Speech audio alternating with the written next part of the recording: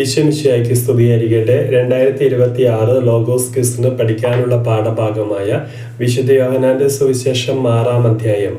അതിൽ ആദ്യത്തെ കുറച്ച് വാക്യങ്ങളാണ് ഇന്നത്തെ വീഡിയോയിൽ നമ്മൾ പഠിക്കാൻ പോകുന്നത്. ആദ്യത്തെ തലക്കെട്ട് എന്ന് പറയുന്നത് അപ്പം വർദ്ധിപ്പിക്കുന്നു എന്നുള്ളതാണ്. അപ്പം വർദ്ധിപ്പിക്കുന്നു. അതിൽ 1 മുതൽ 15 വരെയുള്ള വാക്യങ്ങളാണ് ഉള്ളത്. 15 വാക്യങ്ങളാണുള്ളത്. അതിൽ ആദ്യത്തെ കുറച്ച് വാക്യങ്ങൾ നമുക്ക് ഇന്നത്തെ ഈ വീഡിയോയിൽ പഠിക്കാം. അപ്പോൾ നമ്മൾ പഠിച്ചു നിർത്തിയെടുത്ത് യേശു എവിടെയായിരുന്നു? ജെറുസലേമിലായിരുന്നു അല്ലേ? 38 വർഷമായി തളർവാദം പിടിവിട്ട് കിടന്നിരുന്ന ഒരു മനുഷ്യനെ ബേസദ കുളക്കരയിൽ വെച്ച് സുഖപ്പെടുത്തുകയും പിന്നീട് സാബത്തിൽ രോഗശാന്തി നൽകി എന്നതിനെക്കുറിച്ച് യഹൂദരുമായി തർക്കമുണ്ടാവുകയും അവിടെ വെച്ച് യേശുപുത്രന്റെ അധികാരത്തെക്കുറിച്ചും യേശുവിനെ കുറിച്ചുള്ള സാക്ഷ്യങ്ങളും എല്ലാം അവിടെ വെച്ച് യേശു ദേവാലയത്തിൽ വെച്ച് പ്രസംഗിക്കുകയൊക്കെ ചെയ്തു. അപ്പം അതിനുശേഷം യേശു അവിടെ നിന്നും ഗലീലയിലേക്ക് വന്നു എന്ന് വേണം നമുക്ക് അനുമാനിക്കാനായിട്ട്. കാരണം ഈ സംഭവം നടക്കുന്നത് ഗലീലയിലാണ്. അപ്പോൾ യേശു ജെറുസലേമിൽ നിന്ന് ഗലീലയിലേക്ക് വന്നിട്ടുണ്ട് എന്ന് നമുക്ക് മനസ്സിലാക്കാം. ഇനി തിബേരിയാസ് എന്ന് വിളിക്കപ്പെടുന്ന തിബേരിയാസ്, അത് ഓർത്തിരിക്കുക. ആ പേര് തിബേരിയാസ് എന്ന് വിളിക്കപ്പെടുന്ന ഗലീലി കടൽ, ആ പേര് പ്രത്യേകം ഓർത്തിരിക്കണം. തിബേരിയാസ് എന്ന് വിളിക്കപ്പെടുന്ന ഗലീലി കടലിന് മറുകരയാണ് സംഭവം. ഈ അപ്പം വർദ്ധിപ്പിക്കുന്ന സംഭവം നടക്കുന്നത് എവിടെയാണ്? തിബേരിയാസ് എന്ന് കൂടി വിളിക്കപ്പെടുന്ന ഗലീലി കടലിന് മറുകര. തിബേരിയാസ് എന്ന് വിളിക്കപ്പെടുന്ന ഗലീലി കടലിന് മറുകരയിലേക്ക് ആണ് യേശു പിന്നീട് പോയത്. ഗലീലിയിൽ എത്തിച്ചേർന്ന യേശു പോയത്. അപ്പോൾ അപ്പം വർദ്ധിപ്പിക്കുന്ന സംഭവം എവിടെയാണ് നടക്കുന്നത്? തിബേരിയാസ് എന്ന് കൂടി വിളിക്കപ്പെടുന്ന ഗലീലി കടൽ, അതിന് മറുകരയുള്ള മലയിൽ വെച്ചിട്ടാണ് സംഭവം നടക്കുന്നത്. അപ്പോൾ യേശു അവിടേക്കാണ് പോകുന്നത്. എവിടേക്കാണ്? ഗലീലി കടലിന് മറുകരയിലേക്ക്. അപ്പോൾ ഗലീലി കടലിന് വിളിക്കുന്ന മറ്റൊരു പേരാണ് തിബേരിയാസ്. അപ്പോൾ ആ പേര് മറക്കണ്ട. തിബേരിയാസ് എന്നുകൂടി വിളിക്കപ്പെടുന്ന ഗലീലി കടലിന് മറുകരയിലേക്ക് യേശു പോയി. യേശുവിനെ വലിയൊരു ജനക്കൂട്ടം അനുഗമിച്ചിരുന്നു. യേശു ജെറുസലേമിൽ നിന്ന് ഗലീലയിൽ എത്തിയിട്ടുണ്ട് എന്ന് കണ്ടിട്ട് ഒരു വലിയൊരു ജനക്കൂട്ടമാണ് യേശുവിനെ അനുഗമിച്ചിരുന്നത്. കാരണം എന്താണ് യേശുവിനെ ഇത്രയും വലിയൊരു ജനക്കൂട്ടം അനുഗമിക്കാൻ കാരണം എന്തെന്ന് വെച്ചാൽ, രോഗികളിൽ യേശു പ്രവർത്തിച്ച അടയാളങ്ങളെ കുറിച്ച് അവര് കേട്ടിരുന്നു, അവര് കണ്ടിരുന്നു, ജനങ്ങള് കണ്ടിരുന്നു. അപ്പോൾ രോഗികളിൽ രോഗികളിലെ യേശു പ്രവർത്തിച്ച അടയാളങ്ങൾ ആര് കണ്ടു? ജനങ്ങൾ കണ്ടു. അതുകൊണ്ട് തന്നെ വലിയൊരു ജനക്കൂട്ടം യേശുവിനെ അനുഗമിച്ചിട്ടുണ്ടായിരുന്നു. ഇനി യേശു മലയിലേക്ക് കയറി അവിടെ ശിഷ്യന്മാരോട് കൂടെ ഇരുന്നു. മലയിൽ കയറി, അതായത് തിബേരിയാസ് എന്ന് വിളിക്കപ്പെടുന്ന ഗലീലി കടലിന് മറുകരയിലേക്കാണ് യേശു പോയത്. അവിടെ മലയിലേക്ക് കയറി അവിടെ ആരോട് കൂടിയാണ്? ശിഷ്യന്മാരോട് കൂടി അവിടെ ഇരുന്നു. ഇത് നടക്കുന്നത് പെസഹ തിരുനാളിന്, യഹൂദരുടെ പെസഹ തിരുനാൾ അടുത്തിരുന്ന ഒരു സമയത്തു കൂടിയായിരുന്നു. അപ്പൊ ഇതാണ് ആ ഒരു പശ്ചാത്തലം. അതായത് തിബേരിയാസ് എന്നുകൂടി വിളിക്കപ്പെടുന്ന ഗലീലി കടലിന് മറുകരയാണ്. അവിടെ വലിയൊരു ജനക്കൂട്ടം യേശുവിനെ അനുഗമിച്ചിരുന്നു. കാരണം എന്താണ്? ആരിലാണ്? രോഗികളിൽ യേശു പ്രവർത്തിച്ച അടയാളങ്ങൾ അവർ കണ്ടിരുന്നു. പിന്നീട് യേശു വലിയൊരു ജനക്കൂട്ടം അവൻ അനുഗമിച്ചത് കൊണ്ട് തന്നെ മറുകരയിലെത്തിയ യേശു എവിടേക്ക്? മലയിലേക്ക് കയറിപ്പോയി. അവിടെ ശിഷ്യന്മാരോടുകൂടെ യേശു അവിടെ ഇരുന്നു. യഹൂദരുടെ ഏത് തിരുനാളായിരുന്നു? പെസഹ തിരുനാൾ അടുത്തിരുന്ന ഒരു സമയത്തായിരുന്നു ഈ സംഭവം നടക്കുന്നത്. അപ്പൊ ഇത്രയും കാര്യങ്ങൾ അതിൻ്റെ ഒരു പശ്ചാത്തലമായിട്ട് മനസ്സിലാക്കുക. യേശു മലയിൽ കയറിയതിനു ശേഷം കണ്ണുകൾ ഉയർത്തി നോക്കിയപ്പോൾ വലിയ ഒരു ജനതതി തൻ്റെ അടുത്തേക്ക് വരുന്നത് കണ്ടു. യേശു അവിടെ ചെന്ന് ഇരുന്ന് നോക്കിയപ്പോൾ വലിയൊരു ജനക്കൂട്ടം ഇങ്ങനെ വന്നുകൊണ്ടേയിരിക്കുകയാണ്. കാരണം ജനങ്ങളെല്ലാം അറിഞ്ഞു. എന്താണ് അറിഞ്ഞത്? രോഗികളിൽ അവൻ പ്രവർത്തിച്ചു കൊണ്ടിരുന്ന അടയാളങ്ങൾ ജനങ്ങൾ കണ്ടിട്ടുണ്ടായിരുന്നു. അപ്പൊ യേശു വന്നത് അറിഞ്ഞിട്ട് ഒരുപാട് ആളുകൾ, വലിയൊരു ജനതതി അവന്റെ അടുത്തേക്ക് വന്നുകൊണ്ടേയിരിക്കുകയായിരുന്നു. അപ്പോൾ വലിയൊരു ജനതതി യേശുവിന്റെ അടുത്തേക്ക് വരുന്നത് കണ്ട് യേശു ശിഷ്യന്മാരിൽ ഒരുവനായ പീലിപ്പോസിനോട് ചോദിക്കുന്നു. ആരോടാണ്? പീലിപ്പോസ്. ഇവിടെ പ്രത്യേകം ഓർത്തിരിക്കണം, ഈ ഭാഗത്ത് വരുന്ന 2 പേരുകള്, ശിഷ്യന്മാരുടെ പേരുകള് പീലിപ്പോസും അന്ത്രയോസുമാണ്. പീലിപ്പോസിനോടാണ് ആദ്യം യേശു ചോദിക്കുന്നത്. പീലിപ്പോസിനോട് യേശു എന്താ ചോദിക്കുന്നത്? ഇവർക്ക് ഭക്ഷിക്കുവാൻ നാം എവിടെ നിന്ന് അപ്പം വാങ്ങും? അപ്പോൾ വലിയൊരു ജനാവലി അവിടേക്ക് വരുന്നത് കണ്ടിട്ട് യേശുവിന് പെട്ടെന്ന് മനസ്സിൽ തോന്നി, ഇത്രയും വലിയൊരു ജനാവലി, ആളുകൾ വന്നുകൊണ്ടിരിക്കുക അല്ലെ, അപ്പൊ ഈ ജനങ്ങൾക്ക് കൊടുക്കുവാൻ, ഇവർക്ക് ഭക്ഷിക്കുവാൻ അപ്പം നാം എവിടെ നിന്നാണ് വാങ്ങുന്നത് എന്ന് ആരോടാണ് യേശു ചോദിക്കുന്നത്? പീലിപ്പോസിനോടാണ്. പീലിപ്പോസിനോട് ഇത് ചോദിക്കാനുള്ള ഒരു കാരണം ഉണ്ട്. യേശു പീലിപ്പോസിനൊന്ന് പരീക്ഷിക്കാൻ വേണ്ടി ചോദിച്ചതാ. യേശുവിന് അറിയാം, അതായത് ഇത്രയും ജനങ്ങൾക്ക് അപ്പം എങ്ങനെ കൊടുക്കണം എന്നുള്ളത് യേശു മനസ്സിൽ കരുതിയിട്ടുണ്ടായിരുന്നു. പക്ഷെ യേശു എന്തിനാണ് പീലിപ്പോസിനോട് ഇത് ചോദിക്കുന്നത്?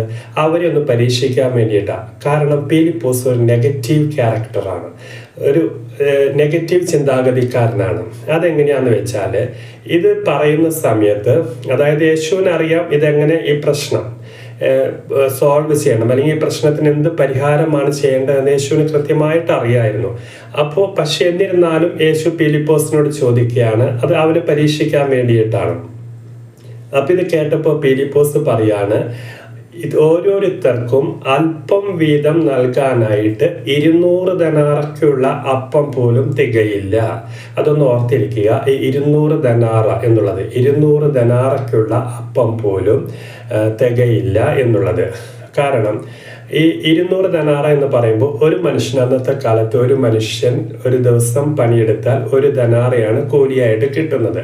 200 ദനാറയ്ക്കുള്ള അപ്പം എന്ന് പറയുമ്പോൾ ഒരു മനുഷ്യൻ, ആ മനുഷ്യന്റെ ഒരു വർഷത്തിൽ, അതായത് 3/4 വർഷത്തോളം, ഒരു 200 ദിവസം എന്നൊക്കെ പറയുമ്പോൾ ഏകദേശം ഒരു വർഷത്തിനോട് അടുത്ത്, അല്ലെ 365 ദിവസത്തിൽ ഒരു ദിവസം അവർ വിശ്രമിക്കും, ആഴ്ചയിൽ ഒരു ദിവസം, അപ്പൊ അങ്ങനെയൊക്കെ കണക്കൂട്ടുമ്പോൾ ഏകദേശം ഒരു വർഷത്തിന്റെ അടുത്ത്, അല്ലെങ്കിൽ ഒരു 3/4 വർഷത്തോളം ഒരു മനുഷ്യൻ പണിയെടുത്ത് കിട്ടുന്ന ആ പണം കൊണ്ട് അപ്പം വാങ്ങിച്ചാൽ പോലും ഇവർക്ക് ഓരോരുത്തർക്കും അല്പം വീതം നൽകാൻ പോലും തികയില്ല എന്ന് പറയാ. അതായത് എപ്പോഴും ഒരു നെഗറ്റീവ് ചിന്താഗതിയാണ്. നമ്മൾ എന്ത് വിചാരിച്ചാലും നടക്കില്ല എന്ന് പറയുന്ന ഒരു വ്യക്തിയെയാണ് നമുക്കിവിടെ കാണാൻ കഴിയുക. പീലിപ്പോസ് അങ്ങനെയാണ് പറഞ്ഞത്. അതായത് നമ്മൾ ഇത്രയും പണം വെച്ചിട്ട്, അതായത് ഒരു മനുഷ്യൻ ഒരു വർഷത്തോളം പണിയെടുത്ത് കിട്ടുന്ന അത്രയും പണം കൊണ്ട് അപ്പം വാങ്ങിയാൽ പോലും ഇത്രയും പേർക്ക് ഭക്ഷണം കൊടുക്കാൻ പറ്റില്ല എന്ന് പറയുമ്പോൾ ഒരു നെഗറ്റീവ് ചിന്താഗതിയാണ് അവിടെ നമ്മൾ കാണുന്നത്, അല്ലെ? പറ്റില്ല, നമ്മൾ ശ്രമിക്കേണ്ട എന്നുള്ള രീതിയിലുള്ള ഒരു സംസാരമാണ് പീലിപ്പോസിന്റെ ഭാഗത്തുനിന്ന് വരുന്നത്. ഇവിടെ ഒരു പോസിറ്റീവ് ക്യാരക്ടർ ഉണ്ട്, അതാണ് അന്ത്രയോസ്. ഇപ്പൊ പീലിപ്പോസിനോടാണ് യേശു ചോദിക്കുന്നത്. ഇപ്പൊ പീലിപ്പോസ് പറയുന്നു 200 ദനാറയ്ക്കുള്ള അപ്പം വാങ്ങിയാൽ പോലും നമുക്കത് തികയില്ല എന്ന് പറയുന്നു. അപ്പൊ അന്ത്രയോസ്, അതായത് യേശുവിന്റെ ശിഷ്യന്മാരിൽ ഒരുവനും അതുപോലെ തന്നെ ശിമിയോൻ പത്രോസിന്റെ സഹോദരനുമായ അന്ത്രയോസ്, ആ ഒരു ശിഷ്യൻ. അപ്പോൾ ഈ പീലിപ്പോസിനെയും അന്ത്രയോസിനെയും എപ്പോഴും അടുത്തടുത്ത് കാണാൻ പറ്റുന്നതാണ്. നമ്മൾ തുടക്കത്തിൽ തന്നെ 1-ാം അധ്യായത്തിൽ യേശുവിന്റെ ആദ്യ ശിഷ്യന്മാരില് അന്ത്രയോസിനെ കുറിച്ച് ആദ്യം പറയുന്നു. അത് കഴിഞ്ഞ് തൊട്ടടുത്ത് തന്നെ പീലിപ്പോസിനെ യേശു വിളിക്കുന്നു ഒക്കെ ചെയ്യുന്നുണ്ടല്ലേ. ഇവര് രണ്ടുപേരും ഒരുമിച്ച് കാണാൻ പറ്റുന്ന 2 ശിഷ്യന്മാരാണ്, പീലിപ്പോസ് അന്ത്രയോസും. പീലിപ്പോസ് ഒരു നെഗറ്റീവ് ചിന്താഗതിക്കാരനും അന്ത്രയോസ് ഒരു പോസിറ്റീവ് ചിന്താഗതിക്കാരനാണ്. അപ്പോൾ ഈ അന്ത്രയോസ് യേശുവിന്റെ ശിഷ്യന്മാരിൽ ഒരുവനും അതുപോലെ തന്നെ ശിമയോൻ പത്രോസിന്റെ സഹോദരനുമായ അന്ത്രയോസ് യേശുവിനോട് പറയാണ്, ഇവിടെ 5 ബാർലിയപ്പവും 2 മീനും കൈവശമുള്ള ഒരു കുട്ടി ഇവിടെ ഉണ്ട്. 5 ബാർലിയപ്പവും, ബാർലിയപ്പമാണ്, ഗോതമ്പപ്പമല്ല, മന്നയല്ല. 5 ബാർലിയപ്പം, അത് അങ്ങനെ തന്നെ ഓർത്തിരിക്കുക. 5 ബാർലിയപ്പവും 2 മീനും കൈവശമുള്ള ഒരു കുട്ടിയാണ്, വലിയ മനുഷ്യനെന്നല്ല, ഒരു കുട്ടി ഇവിടെയുണ്ട്. എന്നാൽ ഇത്രയും പേർക്ക് അത് എന്തുണ്ട് എന്ന് ചോദിക്കുകയാണ്. അതായത് അവിടെ അന്ത്രയോസ് ഒരു പോസിറ്റീവ് ചിന്താഗതിക്കാരനാണെന്ന് പറഞ്ഞല്ലോ. ഇപ്പൊ അന്ത്രയോസ് ഒരു ജനങ്ങളുമായിട്ട് കുറച്ചും കൂടി അടുത്ത് നിൽക്കുന്ന ഒരു മനുഷ്യനാണ്. കാരണം അത്രയും വലിയൊരു ജനക്കൂട്ടത്തില് ഒരു കുട്ടിയുടെ കയ്യില് 5 ബാർലിയപ്പോ 2 മീനും ഉണ്ടെന്ന് അന്ത്രയോസ് എങ്ങനെ അറിഞ്ഞു? അപ്പൊ അന്ത്രയോസ് ജനങ്ങളുമായിട്ട് എപ്പോഴും ഇടപഴകുന്ന ഒരു വ്യക്തിയാണ്. അവൻ ആളുകൾ വന്നുകൊണ്ടിരുന്നപ്പോഴേ അവരുമായിട്ട് ഇടപഴകി സംസാരിച്ചു. അപ്പൊ അവിടെ കൂടി പോയിരുന്ന ഒരു കുട്ടിയുടെ കയ്യിൽ ചിലപ്പോൾ ഈ അപ്പം കണ്ടിട്ടുണ്ടാവാം. ആ കുട്ടി പറഞ്ഞിട്ടുണ്ടാവും, അങ്കിളിന് ഞാൻ എൻ്റെ ഇത്രയും അപ്പമൊക്കെ ഉണ്ട്, അപ്പം ഞാൻ അങ്കിളിന് വേണമെങ്കിൽ കഴിക്കാൻ തരാം എന്നൊക്കെ ആ കുട്ടി ഈ അന്ത്രയോസിനോട് പറഞ്ഞിട്ടുണ്ടാകാം അല്ലെ. അപ്പൊ അത്രയും പറയണമെന്നുണ്ടെങ്കിൽ അവരുമായിട്ട്, ആ കുട്ടിയുമായിട്ട് അല്ലെങ്കിൽ ജനങ്ങളുമായിട്ട് അത്രയും ഇടപഴകുന്ന ഒരു വ്യക്തിയാണ് അന്ത്രയോസ് എന്ന് വേണം മനസ്സിലാക്കാൻ. ഇനി മറ്റൊരു കാര്യം എന്ന് പറയുന്നത്, അന്ത്രയോസ് പറയാണ്, അതായത് ഇവിടെ ഒരു പ്രശ്നം നടക്കുകയാണ്. എന്ത് പ്രശ്നമാണ്? ഇത്രയും പേർക്ക് ഭക്ഷണം കൊടുക്കാൻ നമ്മുടെ കയ്യിൽ ഒന്നുമില്ല. അപ്പൊ നമുക്കുള്ള പ്രശ്നങ്ങൾ നമ്മൾ പരിഹാരം കണ്ടെത്തണം. ഫിലിപ്പോസ് പറയണത് നടക്കില്ല, അതിന് പരിഹാരം നടക്കില്ല. പക്ഷെ അന്ത്രയോസ് പറയണം, നമ്മുടെ കയ്യിൽ ഇത്രയും ഉണ്ട്. 5 ബാർലിയപ്പോ 2 മീൻ നമ്മുടെ കയ്യിലുണ്ട്. ഇനി ബാക്കി നമുക്ക് നോക്കിയാൽ മതി. അപ്പൊ നമ്മുടെ കയ്യിൽ എന്തുണ്ട്? 5 ബാർലിയപ്പോ 2 മീൻ നമ്മുടെ കയ്യിൽ ഇത്രയെങ്കിലും ഉണ്ടല്ലോ. അപ്പൊ ഒരു പോസിറ്റീവ് ചിന്താഗതിയല്ലേ അവിടെ നടക്കുന്നത്. അപ്പോൾ ഇതിൽ നിന്ന് നമ്മൾ മനസ്സിലാക്കേണ്ടത്, നമ്മുടെ പ്രശ്നങ്ങൾ വരുമ്പോൾ ആ പ്രശ്നങ്ങളെല്ലാം, അല്ലെങ്കിൽ യേശുവിന്റെ മുമ്പിൽ എത്തുന്ന പ്രശ്നങ്ങൾക്ക് യേശുവിന്റെ കയ്യിൽ പരിഹാരമുണ്ട്. യേശു അത് മനസ്സിൽ കരുതിയിട്ടുണ്ട്. അതായത് ഈ ഒരു പ്രശ്നത്തിനെ എങ്ങനെ നേരിടണമെന്ന് യേശു മനസ്സിൽ കരുതിയിട്ടുണ്ട്. അപ്പൊ അതുകൊണ്ട് തന്നെ യേശുവിന് അതിനെക്കുറിച്ച് ആകുല ചിന്തകളൊന്നുമില്ല. പക്ഷെ യേശു പരീക്ഷിക്കാൻ വേണ്ടിയിട്ടാണ് ഓരോരുത്തരുടെ അടുത്ത് ചിലപ്പോൾ ഓരോ കാര്യങ്ങൾ എടുത്തിടുന്നത്. അപ്പൊ അതിനെ നമ്മൾ എങ്ങനെ നേരിടുന്നു എന്നുള്ളതാണ്. അതിനെ നെഗറ്റീവ് ചിന്താഗതി കൊണ്ട് നമ്മുടെ കയ്യിലുള്ളതിനെ നമ്മൾ പിന്നിലേക്ക് വലിക്കുകയല്ല ചെയ്യേണ്ടത്. നമ്മുടെ കയ്യിൽ ഇത്രയും ഉണ്ട്, ഇനി നമുക്ക് മുൻപോട്ട് എന്താണ് ചെയ്യേണ്ടത്, ഈ ഒരു സംഭവം വെച്ചിട്ട് നമുക്ക് എന്തെങ്കിലും ചെയ്യാൻ പറ്റുമോ എന്നുള്ളതാണ് നമ്മൾ നോക്കേണ്ടത്. അപ്പൊ ഇത്രയേ ഉള്ളൂ ഇന്നത്തെ നമുക്ക് പഠിക്കാനുള്ള ഭാഗം എന്ന് പറയുന്നത്. നമുക്കൊന്നുകൂടി അതൊന്ന് വായിച്ചു നോക്കി ഒന്ന് ക്ലിയർ ആക്കാം. അപ്പം വർദ്ധിപ്പിക്കുന്നു. 1-ാമത്തെ വാക്യം, യേശു തിബേരിയാസ് എന്ന് കൂടി വിളിക്കപ്പെടുന്ന ഗലീലി കടലിന്റെ മറുകരയിലേക്ക് പോയി.